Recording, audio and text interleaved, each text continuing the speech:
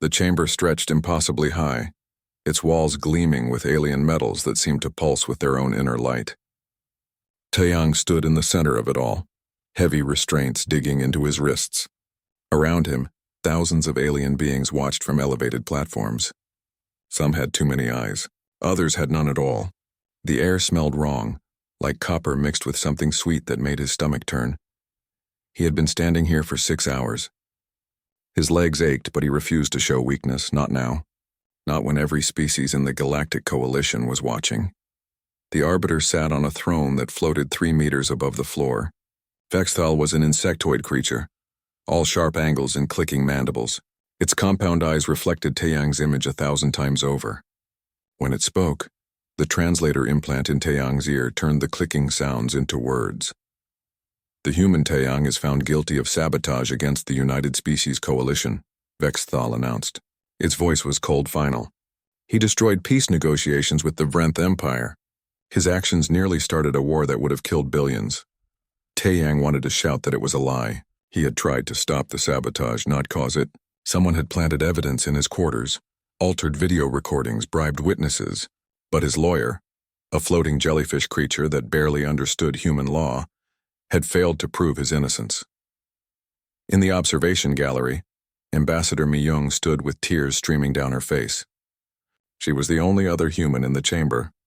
She had fought for him, argued for him, begged the council to see reason. It had not been enough. The penalty for such crimes is death, Vexthal continued. However, we are a merciful civilization. We do not kill when other options exist. Merciful, Taeyang almost laughed. He had seen their mercy before. Prisoners locked in cells so small they could not stand, their minds broken by isolation. Instead, the human will be exiled to Carvos Prime. The chamber erupted into noise. Aliens chittered, roared, and whistled. Some seemed excited. Others appeared shocked. Myung collapsed into her seat, her face buried in her hands. Taeyang did not understand. He had never heard of Carvos Prime, but judging by the reactions around him, it was not a pleasant place. Vexthal's mandibles clicked in what might have been satisfaction. Carvos Prime is a Class 15 Deathworld, the highest classification in Coalition records. No sentient being has survived there longer than 6 of your Earth weeks. The planet itself will be your executioner. We simply provide transportation. Now Taeyang understood. This was not mercy. This was entertainment. They would watch him die slowly, torn apart by whatever nightmares waited on that world. You have 1 hour to say farewell, Vexthal said. Then you depart, the restraints released. Taeyang stumbled forward, his legs nearly giving out. Guards, massive creatures covered in armor, grabbed his arms and dragged him toward a side chamber. Mi-young was there, along with a holographic projection of his brother Ji-hoon. The younger man's image flickered, transmitted from Earth across light years of space. Taeyang, Ji-hoon's voice cracked. This is insane. They cannot do this. They can, Mi-young said quietly. They just did. Taeyang looked at his brother's projection. Ji-hoon was only 24, an engineer working in Seoul. He had always looked up to Taeyang, always wanted to follow him to the stars. Now he would watch his older brother die on some alien world. Listen to me, Taeyang said, his voice steady despite everything. You keep working. You keep learning. Humanity needs engineers like you. We need to be ready for whatever comes next. I should be there with you, Ji-hoon said. We are brothers. We should face this together. No. Taeyang shook his head firmly. You live. You remember me. That is enough. Mi-young handed him a small data pad. I managed to download some survival information. It is not much. The Coalition does not share detailed information about Deathworlds, but there are some basic planetary facts, atmospheric composition, gravity readings. Taeyang took the pad and tucked it into his shirt. Thank you. For everything. I will keep fighting, she promised. I will find who framed you. I will prove your innocence. By then I will be dead, Taeyang said simply. It was not pessimism. Just fact the guards returned too soon. They pulled Taeyang away from the only 2 people in the galaxy who cared if he lived or died. He did not look back. Looking back would break something inside him, and he needed to stay whole for as long as possible. They took him to a launch bay.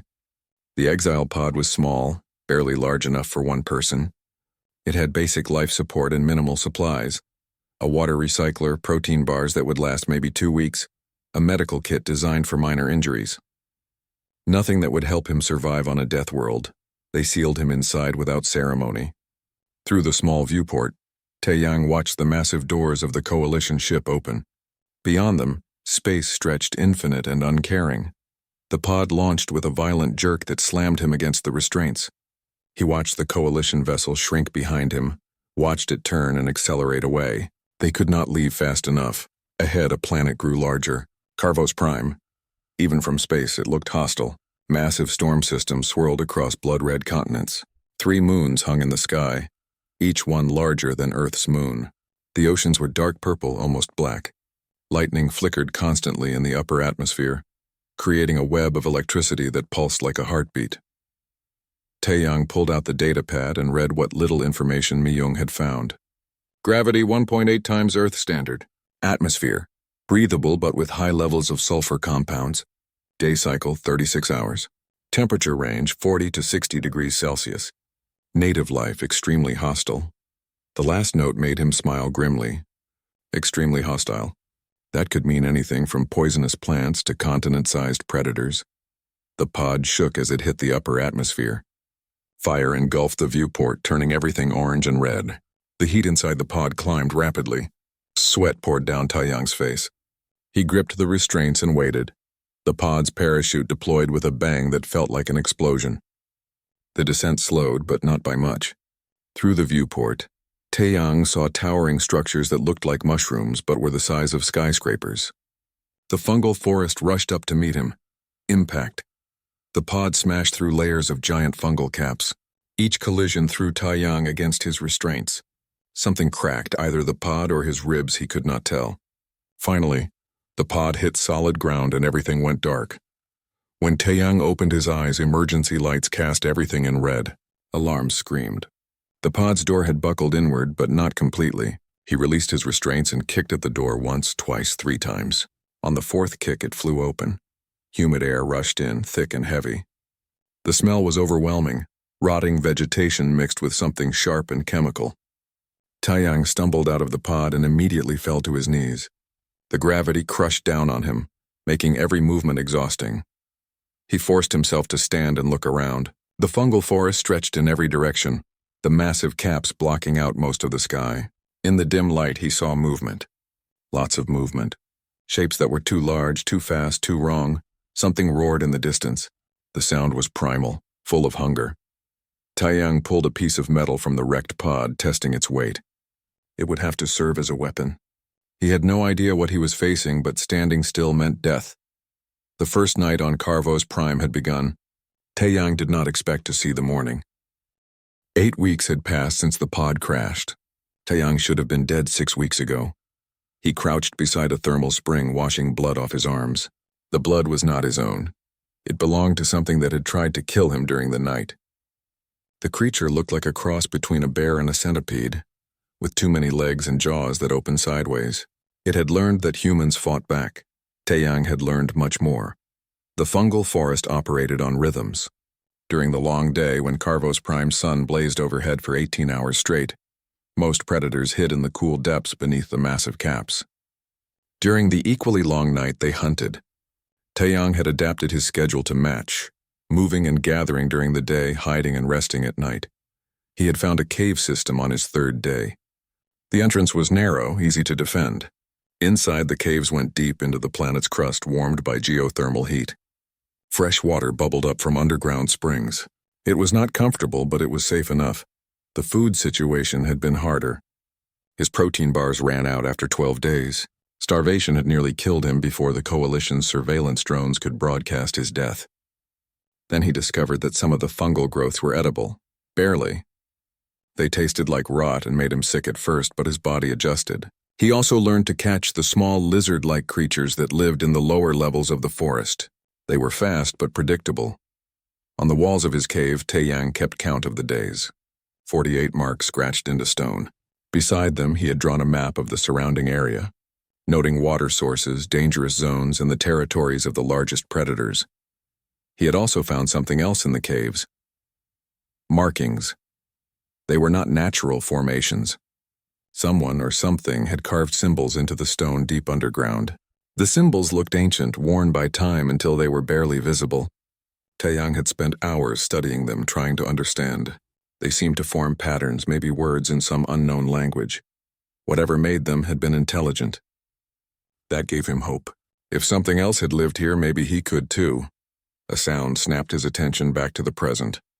Movement in the fungal undergrowth, too deliberate to be random. Taeyang grabbed his spear, a weapon he had crafted from pod debris and sharpened stone. He pressed his back against a massive fungal stalk and waited. 3 creatures emerged from the shadows. They walked upright on 2 legs, but they were definitely not human. Reptilian skin covered in mottled green and brown patterns, long tails for balance, clawed hands that gripped crude stone weapons. Their eyes were intelligent, cautious. Taeyang had seen them before from a distance, but never this close. They lived in tribal groups scattered throughout the forest. He had avoided contact, not knowing if they were friend or foe. The 3 creatures stopped, their heads swiveling as they searched for something. One of them made a sound, a series of clicks and hisses that might have been language. Then Taeyang heard what they were tracking. A deep, wet gurgling sound from somewhere nearby. He knew that sound. Sink muds. Patches of ground that looked solid but were actually pools of quicksand mixed with digestive enzymes. Anything that fell in would dissolve within hours. One of the creatures stepped toward the sound, investigating. The ground beneath its foot shifted slightly. Taeyang made a decision. He whistled sharply. All 3 creatures spun toward him, weapons raised. For a moment, everyone froze. Then Taeyang pointed at the ground in front of them and made an exaggerated sinking motion with his hand. The creature closest to the sink mud looked down. Its eyes widened. It jumped backward just as the ground collapsed. A pool of brown liquid bubbled where it had been standing. The 3 creatures looked at Taeyang. He looked back. Nobody moved. Then the one he had saved lowered its weapon slightly. It made a sound less aggressive than before. The other 2 remained tense but did not attack. Taeyang slowly lowered his spear. He pointed at himself and said, "Taeyang." The creature that had nearly fallen tilted its head. It pointed at itself and made a sound like "skier." "Skier," Taeyang repeated, softening the harsh click. The creature, skier, seemed pleased. It gestured to its companions, then back to Taeyang. An invitation? A question? Taeyang understood the risk. These creatures could be taking him somewhere to kill him. But he had been alone for 8 weeks, speaking to no one, hunted every night. The chance of companionship, of alliance, was worth the danger. He nodded and followed. The tribal village was hidden in a clearing where 3 massive fungal stalks had grown together, creating a natural shelter. More of the reptilian creatures moved about, maybe 30 in total. They stopped and stared as Skur led the strange, hairless alien into their home. An older creature with scarred skin and a headdress of bones approached. It studied Taeyang with sharp eyes, then spoke to Skur in their clicking language. Skur responded, gesturing toward the forest, miming the near fall and Taeyang's warning. The old one looked at Taeyang for a long moment. Then it made a gesture that seemed universal, an invitation to sit. That night, Taeyang sat by a fire pit with creatures he could not speak to, eating food he could barely stomach and felt more human than he had in weeks. The villagers, he started thinking of them as the Krell after their word for people, watched him with curiosity rather than hostility. Over the following days, a strange relationship developed. Skur became his guide and translator. The young Krell learned human words quickly, while Taeyang struggled with their clicking language. Through gestures and simple words they communicated, Taeyang taught them things. Better spear designs with balanced weight. How to create snares and traps. The concept of crop rotation using edible fungi. The Krell had been surviving but barely. Taeyang showed them how to thrive. In return, the Krell taught him their knowledge of the planet. Which plants were poisonous. How to read weather patterns. Where the most dangerous predators hunted. Which caves went deep into the earth and which were dead ends. One evening, Skur led Taeyang to the elder's hut. The old Krell gestured for them to sit. Through Skur's halting translation, the elder told a story. Long ago, before the Krell could remember, their ancestors had been different, smarter. They built things, created tools, spoke to the stars. Then something happened, a great catastrophe. Knowledge was lost. The Krell became simple again, struggling just to survive. The elder pointed to the ancient markings Taiyang had found in the caves. Those symbols were from the old ones. The Krell could no longer read them, but maybe, the elder suggested, the human could help them remember. Taiyang felt something shift inside him. He had been sent here to die, abandoned by a civilization that saw him as disposable, but these people saw him as valuable. Not because he was human, but because he had knowledge to share and a willingness to help. That night, lying on a sleeping mat in a Krell hut instead of his cave, Taiyang thought about survival. He had been focused on staying alive one more day, one more week. But survival alone was not enough. It was not living. If he was going to be stuck on this death world, he would not just survive. He would build something. He would help these people reclaim what they had lost. He would create a community that the Coalition never expected. Above the village, one of Carvos Prime's 3 moons hung huge and red in the night sky. Somewhere in orbit, Coalition surveillance drones watched and recorded. They were waiting for him to die. Taiyang smiled in the darkness. They would be waiting a long time. In the village center, the fire burned low. Krell guards stood watch at the perimeter. And for the first time since arriving on this planet, Taiyang felt something that surprised him. He felt at home. 6 months had transformed everything. The settlement now spread across the volcanic ridge like a living organism. Stone buildings with fungal fiber roofs housed over 2,000 Krell from 3 different tribes. Smoke rose from forges where workers shaped metal tools from ore Taiyang had taught them to mine. Fields of cultivated mushrooms stretched in organized rows, producing 3 times the food the tribes had gathered before. Taiyang stood on a platform overlooking it all, watching his people work. His people. When had he started thinking of them that way? "Boss," a voice called in accented English. "New arrivals." Taiyang turned to see Hyunwoo climbing up the ladder. The man was lean and scarred, with military tattoos covering his arms. He had arrived 3 months ago in another exile pod. The Coalition had convicted him of mutiny, refusing to fire on civilian protesters. Taiyang had found him half dead, being circled by predators. Now Hyunwoo commanded the settlement's defense forces, a mix of human tactics and Krell ferocity that made them surprisingly effective. "How many?" Taiyang asked. 2 pods. Both landed in the eastern zone. "I sent scouts." "Alive?" "Yeah, a woman and a man. The woman's already trying to catalog plants. The man keeps asking about technology." Taiyang grinned. "Sounds promising. Let us bring them in." By evening, both new arrivals sat around a fire in the settlement's central hall. The woman, Yunji, could not stop staring at everything with wide eyes. She was a xenobiologist who had been exiled for refusing to weaponize a virus she had discovered. The man, Doyen, was quieter. He had cybernetic implants in his skull. Illegal modifications he had used to enhance his mind for engineering work. "This is impossible," Yunji kept saying. "You have created a functioning society. On a Class 15 death world. In 6 months, closer to 7, Taiyang corrected. And it was not just me. The Krell did most of the work." Skir, sitting nearby, clicked something that made the other Krell laugh. Hyunwoo translated. "He says you are too modest. Before you came, they were barely surviving." Doyen had been silent, but now he spoke. "I saw your defenses on the way in. Clever use of the terrain, but that is not what interests me." He tapped his skull. "My implants picked up energy readings. Unusual ones. Coming from underground." Taiyang and Hyunwoo exchanged glances. They had not told anyone about the caves yet. "Show me," Doyen said. "Please. I have spent my life studying ancient technology. If there is something down there." Taiyang made a decision. "Tomorrow. Tonight you both rest and recover. Tomorrow we explore." The cave system had grown familiar to Taiyang over the months. He led the group through passages lit by bioluminescent fungi, past underground streams deeper than he had ever gone before. Doyen's implants guided them, following energy signatures invisible to normal eyes. They found it 3 hours into the descent.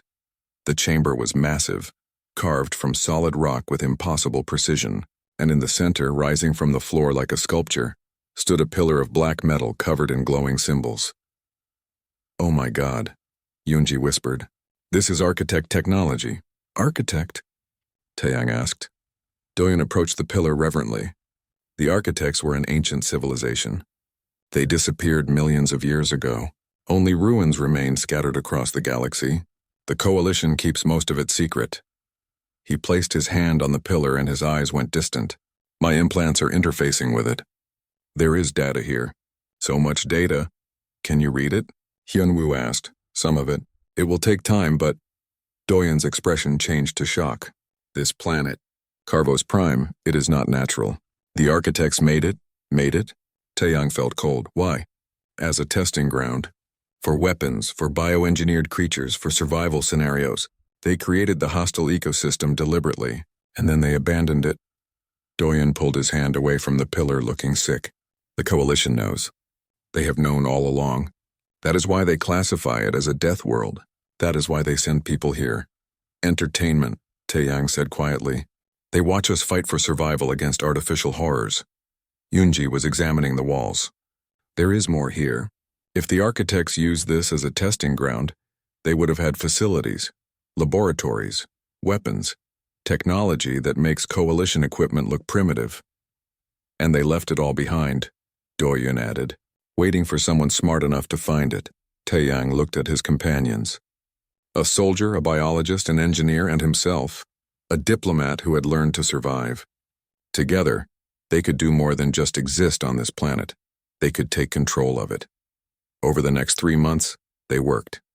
Doyen interfaced with the architect systems, slowly unlocking their secrets. Hyunji studied the bioengineered creatures, finding weaknesses and patterns. Hyunwoo expanded the militia, training both humans and Krell in combined arms tactics.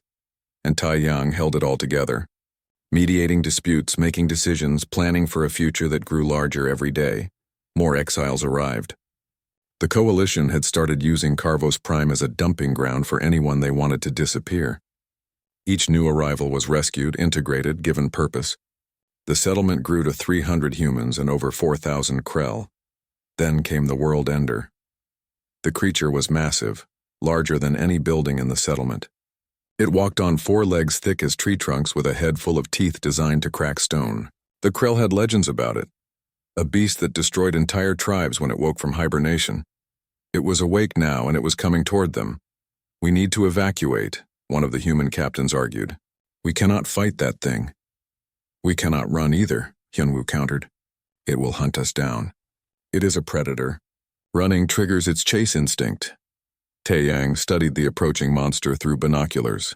Coalition drones circled overhead, recording everything. They expected a massacre. They would get a battle instead. Yunji, tell me it has weaknesses. The biologist pulled up notes on her datapad. Its armor is thickest on the front and top, but the underbelly is vulnerable. Also, it relies heavily on smell and vibration sense. Poor eyesight. Doyen, I have activated some of the architect weapons.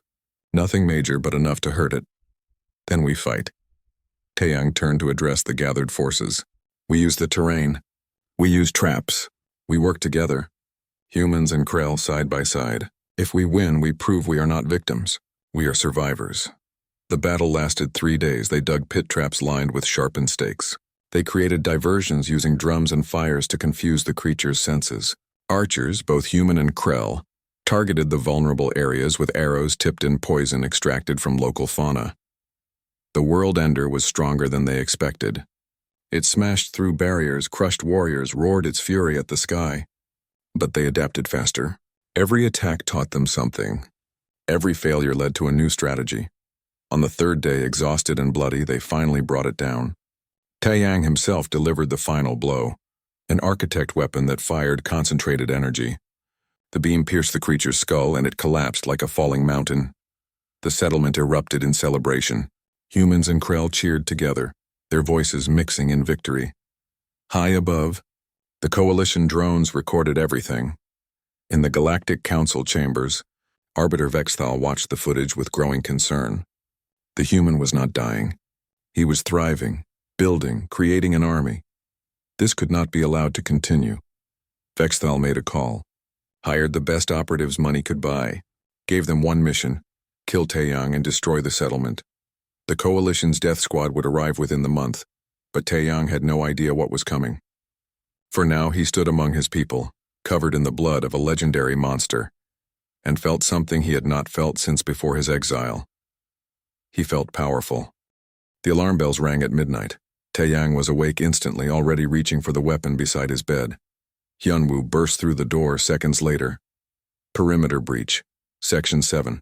Scouts found tracks but no bodies. Predators? Too careful, too deliberate. Something else. They ran to the command center, a stone building reinforced with architect metal. Inside, Doyun was staring at multiple screens showing sensor readings. Yunji stood beside him, her face pale. "We have visitors," Doyun said, "and they brought military-grade stealth technology." Taiyang felt ice in his stomach. The Coalition. Has to be. Look at these readings. Active camouflage, signal jammers, energy weapons. This is not a random attack. Someone sent professionals. Yunwu was already issuing orders through a communication device. Pulling all patrols back to defensive positions. Lockdown protocol activated. "They will hit us at dawn," Taiyang said. "Classic assault timing. We have maybe 4 hours to prepare." "Prepare for what?" Yunji asked. "We do not even know how many there are." Doyun's fingers flew across his controls. "My sensors detected at least 12 individual heat signatures before they activated their camouflage. Probably more. All heavily armed. 12 trained killers versus our militia," Yunwu calculated. "In a straight fight we lose." "Then we do not fight straight," Taiyang said. "This is our home. We know every rock, every tunnel, every trap. They are invaders." He turned to the others. "Doyun, can you track them even with the stealth tech?" "Maybe. The architect sensors are more advanced than anything the Coalition has, but I need time to calibrate. You have 2 hours. Hyunwoo, evacuate non-combatants to the deep caves. Yunji, I need something that will neutralize their technology advantage." Yunji thought for a moment. "The spores. The ones that emit electromagnetic pulses when disturbed. If we can disperse them in the right areas." "Do it. Everyone. Move." The settlement transformed in the darkness. Civilians disappeared into hidden passages. Warriors took positions in carefully prepared kill zones. Krell hunters spread into the fungal forest, their natural camouflage and knowledge of terrain making them invisible. And in the command center, Doyun worked with desperate speed to pierce the enemy's cloaking devices. Dawn came with blood-red light filtering through the massive fungal caps. The attack began with an explosion that destroyed the east gate. Taiyang had expected this. It was the obvious entry point. What the attackers did not know was that the gate had been rigged to collapse inward, creating a bottleneck. 3 figures flickered into visibility as their stealth tech failed. They were immediately peppered with arrows from hidden positions. One fell. The others retreated, their camouflage re-engaging. "Got you," Doyun muttered, tracking the energy signatures. "Relaying positions now." Across the battlefield, Krell warriors received signals through primitive communication devices Doyun had created. They moved like shadows, striking at enemies they could barely see. But the attackers were good. Very good. They adapted quickly, using their superior weapons to devastating effect. Energy blasts tore through stone walls. Grenades created chaos. A figure materialized directly behind Taiyang, blade raised. He spun, barely blocking the strike with his architect weapon. His attacker was tall, with forearms and reptilian features, a Vrenth warrior. "The Arbiter sends his regards," the Vrenth hissed in perfect English. They fought in brutal close quarters. The Vrenth was faster and had 4 limbs to Taiyang's 2. But Taiyang had been fighting for survival every day for nearly a year. He was not the soft diplomat anymore. He feinted left, ducked under 2 blade strikes, and drove his weapon into the Vrenth's abdomen. The warrior gasped, its camouflage failing completely. "Tell me who sent you," Taiyang demanded. "Vexthal wants you dead before you become too dangerous." Blood bubbled from the Vrenth's mouth. "Too late. You already are." The warrior died. Taiyang took its communication device and weapons. The battle raged for hours. The attackers were skilled, but they had not expected such organized resistance. They had expected easy targets, exiles barely surviving. Instead, they found trained warriors defending their home. By mid-morning, 6 of the 12 attackers were dead. The others had retreated to a defensive position near the crashed remains of their landing craft. Yunwoo led a team to surround them. Yunji's spores had worked. Electromagnetic pulses disabled most of their advanced equipment. Without their technology advantage, they were just soldiers in unfamiliar territory. "Surrender!" Taeyang called out in Coalition standard language. "You are outnumbered and outmaneuvered. Surrender, and you will be treated fairly." Silence. Then one figure stood up, hands raised. More followed, until only one remained hidden. That last one suddenly bolted, running toward the forest. Krell hunters were faster. They brought the runner down without killing, Taeyang's orders. The captured operative was dragged before Taeyang. It was the mission leader, a Vrenth named Vrex. Unlike the others who looked defeated, Vrex appeared calm, almost amused. "You cannot win," Vrex said. "Even if you kill us all, more will come. The Coalition will never allow you to exist." "Why? What threat am I to them?" "You? None, but what you represent." Vrex laughed bitterly. "You are proof that their system is broken, that exiles can thrive, that humanity is stronger than they claim. The Coalition is built on the idea that member species must cooperate or die. You are surviving alone, building alone. That terrifies them." Taeyang studied the warrior. "Tell me everything. Who authorized this attack? What are their plans?" "Why would I? Because I am offering you a choice. Help me, and you can stay here, free, or stay silent, and I will send you back to face Coalition justice for your failure." Vrex considered this. "You would let me live? After I tried to kill you? I let everyone live if they are willing to contribute. This settlement is built on second chances." The Vrenth warrior stared at Taeyang for a long moment. Then, slowly, it began to talk. The information was damning. Arbiter Vexthal had personally authorized the assassination. The operation was off books, funded through illegal channels. Vexthal had also falsified the original charges against Taeyang, destroying evidence and bribing witnesses. But more importantly, Vrex revealed the locations of Coalition surveillance satellites around Carvos Prime, the same satellites broadcasting footage of the settlement to the galaxy. Doyun was already working. "If I can access those satellites, I can send our own broadcast." "Do it," Taeyang said. "It is time the galaxy heard our side of the story." 3 hours later, every Coalition channel across known space received the same transmission. Vrex, battered but alive, confessing everything. The conspiracy, the assassination, attempt the truth about Vexthal's corruption, and then Taeyang appeared on screen. "My name is Taeyang. I was sent to Carvos Prime to die for crimes I did not commit. Instead, I lived. I built a community. I gave refuge to others the Coalition wanted to dispose of. We have survived everything this planet threw at us. We have defeated predators. We have created civilization from nothing." He gestured to the settlement behind him. "This is New Haven, a place where anyone can start over, regardless of species or past. The Coalition tried to kill us quietly. They failed. So I ask you, citizens of the galaxy, is this justice? Is this the civilization you want to be part of?" The transmission ended. The reaction was immediate and explosive. On Earth, Ambassador Myung rallied the human delegation. Other species began demanding investigations. The Coalition Council descended into chaos. And in his chambers, Arbiter Vexthal watched his carefully constructed lies unravel.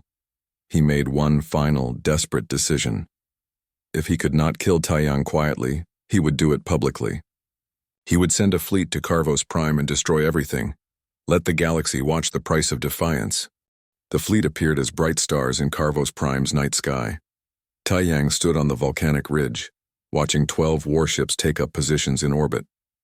Each one carried enough firepower to level a continent. Together they could turn the entire planet's surface into glass.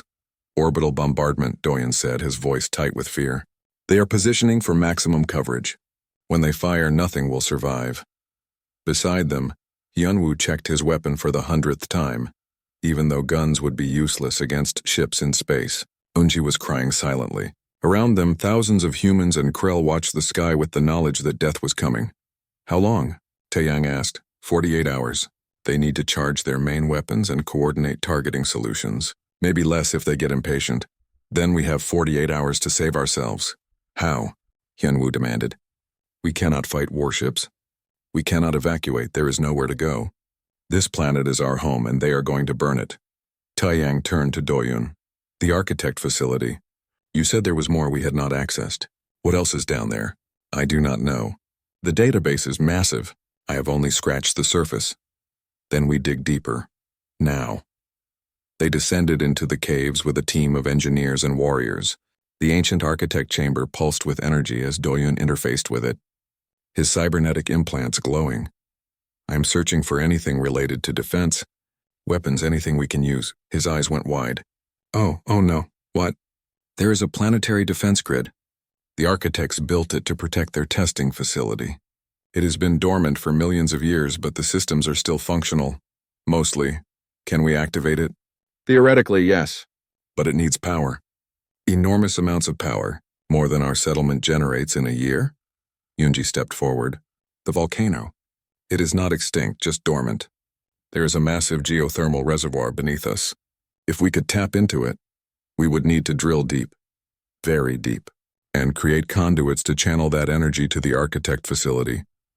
Doyun was already calculating. It would take weeks, maybe months. We have 48 hours, Taeyang said flatly. Then it is impossible. Nothing is impossible. Just difficult. Taeyang raised his voice so everyone could hear. We mobilize everything. Every person who can lift a tool, who can dig, who can work. We do not sleep. We do not stop. Either we succeed or we die trying. The next 2 days were a blur of desperate effort. Every human and Krell in New Haven worked in shifts. They dug tunnels into solid rock using architect tools and raw determination. Engineers guided drilling teams toward the thermal reservoir. Workers created channels and conduits from materials they barely understood. In orbit, Arbiter Vexthal watched through his ship's view screens. He saw the frantic activity below and smiled coldly. Let them dig. Let them hope.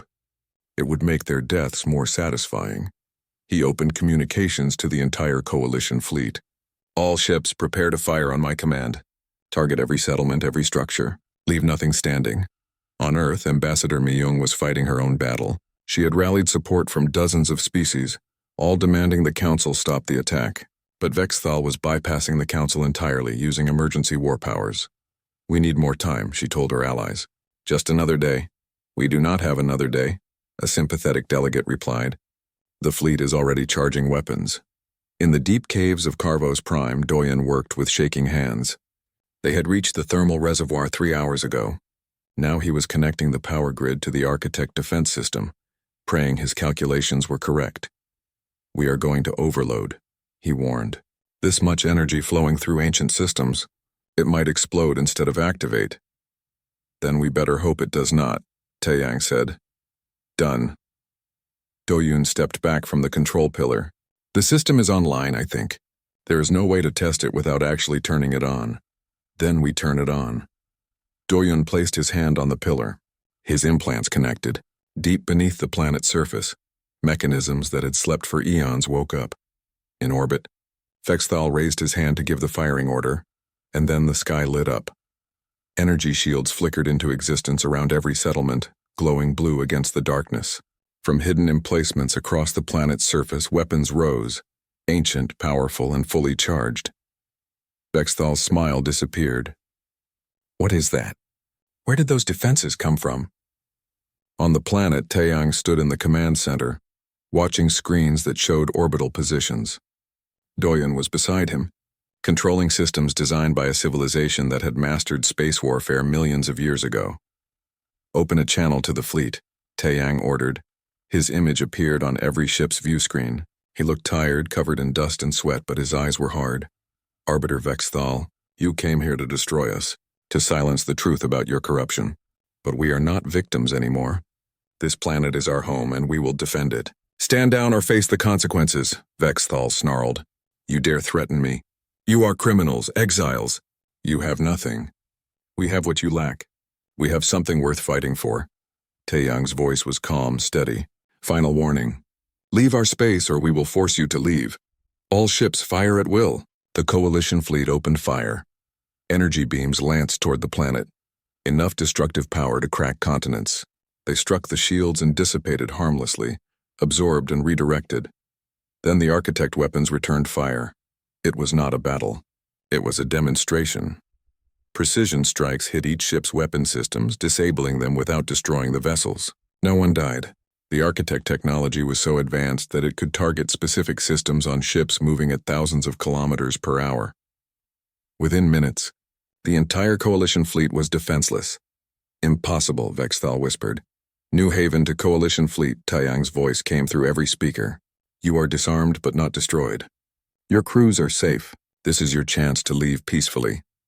Most of the ships began retreating immediately, but Vexthal's flagship remained, weapons offline but still defiant. Arbiter Vexthal, Taeyang said. Your ship is equipped with escape pods. Order your crew to abandon ship. You are under arrest for conspiracy, attempted genocide, and crimes against sentient beings. You cannot arrest me. I am a council arbiter. Not anymore. Tractor beams and other architect technology locked onto Vexthal's flagship and began pulling it toward the planet's surface. Across the galaxy, billions watched the broadcast.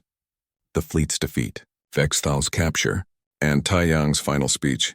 He stood before the cameras, his community behind him. Humans and Krell, former enemies now united. Today we proved that no one is beyond hope. No one is too far gone to be saved. The Coalition sent us here to die, but we chose to live. We chose to build something better. I claim Carvos Prime as sovereign territory. From this day forward, it is New Haven, an independent nation. We offer sanctuary to anyone fleeing persecution. We offer alliance to any who would treat us as equals, and we offer a warning to any who would threaten us. We survived a Deathworld. We can survive anything. 3 days later, the Coalition Council formally recognized New Haven as an independent state. They had no choice, public pressure was too great. And Taeyang's defense systems made military action suicidal. Vexthal was tried in New Haven's courts, found guilty, and exiled to a remote moon where he would spend the rest of his life alone. A fitting punishment for one who had sent so many to lonely deaths. Ambassador Myung arrived on the first official diplomatic ship from Earth. She stepped off the landing platform and stared at the thriving city that had grown from nothing. You did it, she said, tears in her eyes. They tried to kill you and you built paradise. Not paradise, Taeyang corrected. Just home. That evening, a second ship arrived. Jihoon burst out before the landing ramp fully extended, running toward his brother. They embraced, both of them laughing and crying. I told you I would come, Jihoon said. I just had to wait for you to make it safe first. It will never be completely safe. This is still a death world. Then I guess I will just have to stay and help you tame it. Taeyang looked around at everything they had built. The city spreading across the volcanic ridge, the farms in the fungal forests, the schools where young humans and Krell learned together, the research facilities where Yunji and Doyen unlocked ancient secrets, the training grounds where Hyunwoo prepared defenders for future threats. It had started with survival. Now it was civilization. More ships appeared in the sky, refugees, exiles, adventurers, all seeking the second chance that New Haven offered. Each one was welcomed, evaluated, and integrated into the growing society. The Coalition had sent him to perish on a Class 15 death world. Instead, he had conquered it. Not through violence, though he could fight. Not through technology alone, though they had that now. But through something the Coalition had forgotten. The power of community, of second chances, of building together. Taeyang stood on the ridge where his pod had crashed a year ago, looking up at the 3 moons. Somewhere in the galaxy, other exiles were being sentenced to death by abandonment. They would hear about New Haven. They would know that survival was possible, and they would know that humanity did not give up. Ever. The king of the death world smiled. His reign had only just begun.